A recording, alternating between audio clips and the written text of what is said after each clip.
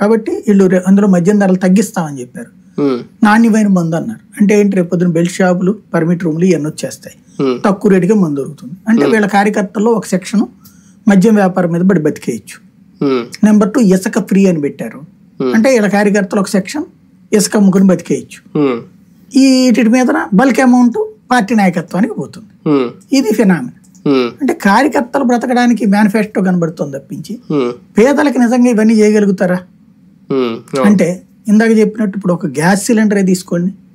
ఒక gas cylinder 1000 రూపాయలు మనం కడుతుంది, 1100 రూపాయలు. కొన్ని 1000 అనుకోండి, 1000 రూపాయలు 1,45,00,000 మందికి ఏడాదికి 3 సార్లు ఇవ్వాలి.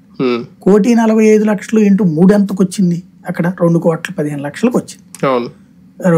2,15,00,000 ఏంటి, 2,35,00,000 దగ్గర 2,35,00,000 ఇంటూ 3,000 రూపాయలు ఎంత వెళ్ళిపోతుంది? అసలు 40,000-50,000 కోట్ల రూపాయలు. కేంద్ర ప్రభుత్వం సబ్సిడీ ఎందుకు ఎత్తేసింది? ఇచ్చోడే ఎత్తేసాడు జగన్, అది మోడీ. అసలు అది భరించలేనటువంటి భారం వాస్తవంగా, అందుకని ఎత్తేసారు. అట్లాంటి చంద్రబాబు నాయుడు ఇప్పుడు అందులో 3 అని లెక్కేసుకుంటున్నాడు. 3టికి వచ్చేటప్పటికి ఏడాదికి 40,000-45,000 కోట్లు పెడతారా వీళ్ళు? నిరుద్యోగులు తీవ్ర వ్యతిరేకతతో ఉన్నారు వైసీపీ మీద అనేది. ఈ 3 కాన్సెప్ట్స్ నిరుద్యోగ ఓటు బ్యాంక్ ని తీసుకురాగలుగుతాయా? అంటే తీసుకురావాలని ఇప్పుడు నిరుద్యోగులకి పార్టీ వాడికి అభిమాని వాళ్ళకు ఉంటాడు. బేసిక్ గా చంద్రబాబు నాయుడు క్రిందటిసారి 35,000 ఉద్యోగాలు ఇచ్చాడు. డిఎస్సి క్రిందటిసారి చేశాడా? లేదు. అది ఆయన అంతకుముందు 2010